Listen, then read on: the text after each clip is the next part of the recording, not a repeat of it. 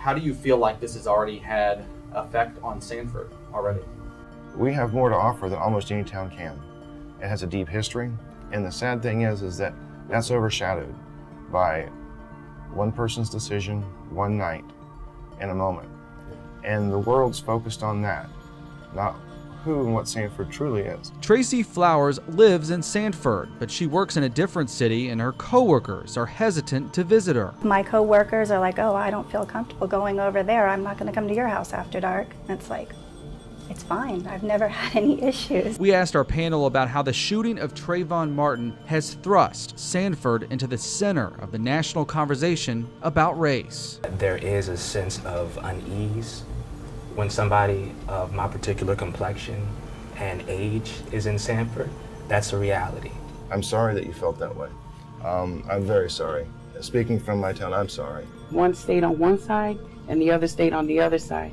So now we was coming more like a community and coming together.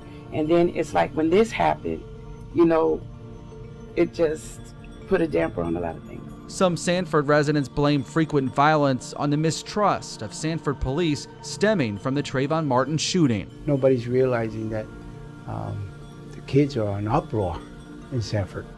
There really needs to be some honest effort to engage young people. The idea of engaging the young people, that's where it happens at home and in the community.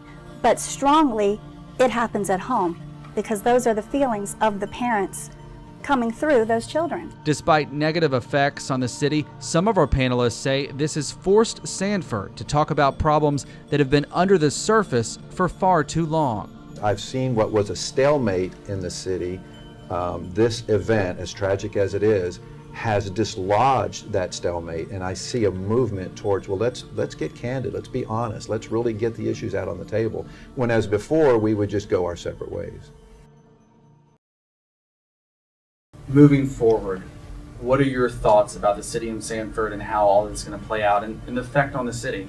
The biggest fear that I've got is that the national media will portray this in a negative way upon this town. But most of the people on our panel agreed with Tracy Flowers that the already negative image stamped on the city of Sanford after the Trayvon Martin shooting doesn't match up with the city they call home. In the evening, I feel comfortable walking to my daughter's school without any issues. Our panel did acknowledge the people of Sanford do need to come to terms with a racial divide.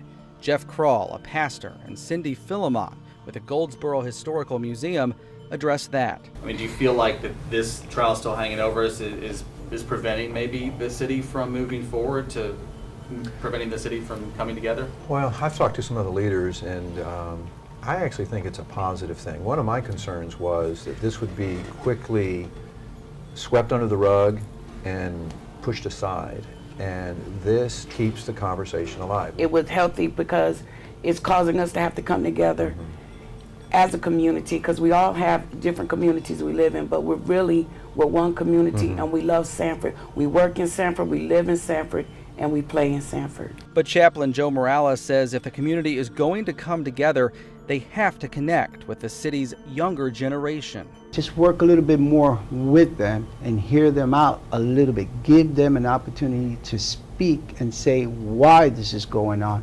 That would help. And to start closing that gap of why these kids are reacting this way. And raise these youth, just as you're doing, and thank you. Raise these youth to come up to see things a little differently. We have to lead by example. If they see us fighting all the time, what's that going to be for them? They're going to want to fight all the time. We're trying to resolve the black and the white issue to a family thing.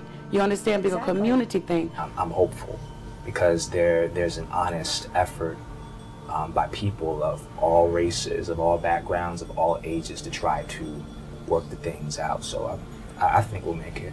And I think it'll be an example to the rest of the country. We have to keep working this out. We have to dialogue, we have to work this out. And I'm encouraged that it's still with us, because the problem and the difficulties we've had have been entrenched, and they just don't go away overnight. The nation is watching. I think what the best thing we could ever do is to see the nation see that we coming together as black and white, like what we're doing right now. We're coming together in peace, so no matter what the outcome is, we got to stick together.